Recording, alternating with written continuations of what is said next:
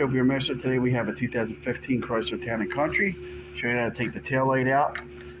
Change the lights. We're in process. First thing you have to do is open the hatch. Take the two 10mm bolts out. And you want to wiggle it. There are slide clips or push-ins that hold it in. So if you keep wiggling it, somebody's got to actually pull or push out. Safety clip. So that came out easy. We're going to disconnect the harness here. It's got that little, when you see that red thing, that red button, you have to slide it up, usually with a screwdriver. Let's get one. I'm going to slide that up and then you can release it. There's a little push button on the other side. Right here.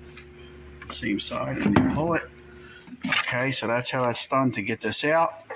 Now, if you want to change a bulb, all we do is spin it out, depending on which bulb it is you need. Okay, that's not a bulb. These are electronic. I guess they're LED. So we just discovered that. Sometimes they have bulbs. Okay, there is a bulb. Turn signal. Reverse light. Sometimes they have LED and bulbs. So, and that is the other light, stop light.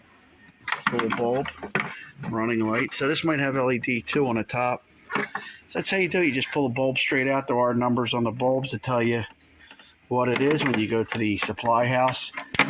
You can show them that number.